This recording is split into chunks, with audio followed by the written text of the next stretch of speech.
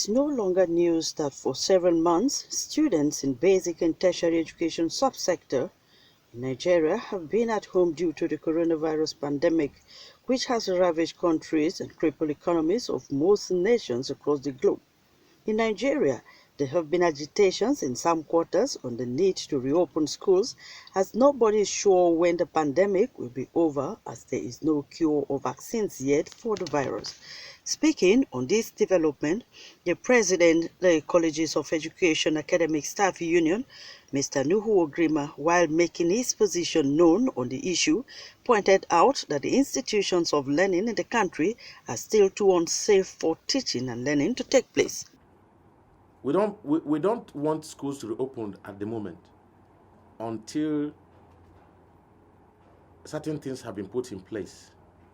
The measures that are required to stem an upsurge of infection, COVID-19 infection, have to be done.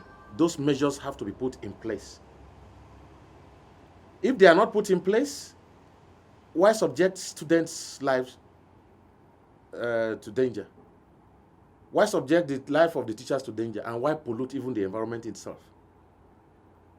We're also concerned about the reopening debate, about especially those that tend to be in support of it, because as we speak, the COVID-19 itself has not been adequately, the issue of the infection itself, even though the containment is appreciable, the measures towards the containment, because from the figures I have seen, it's just about 500.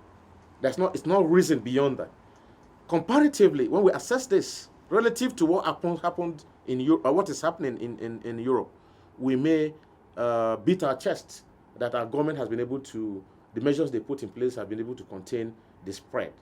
He lamented that students, lecturers, as well as the non-academic staff are not properly insured, and peradventure any eventuality occurs, who bears the brunt. Have they taken pain to even address their minds towards ensuring the lives of lecturers when you're asking them to resume? What sort of thing is that? You will be subjecting the lives of the learner and the service provider, not only even the lecturers, even others.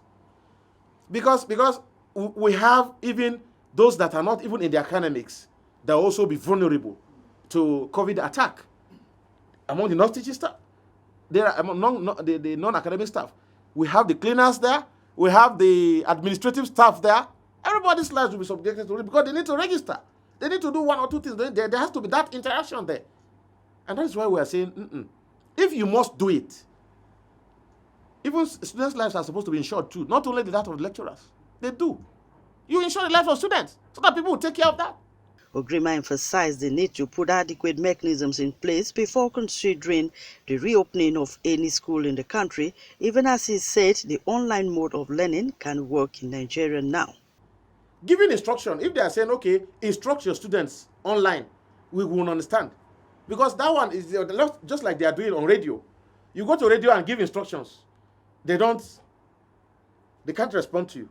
But there are facilities that you can use where you have student-lecturer response, like the Zoom conferencing that's been deployed now in addressing boardroom meetings, conferences of unions and all that. Yes, but believe you me, the experience we have had in the use of it is still epileptic.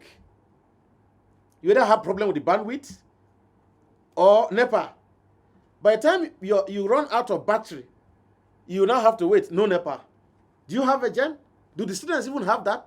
So how do you make that effective? It's still about the infrastructure. It's not there.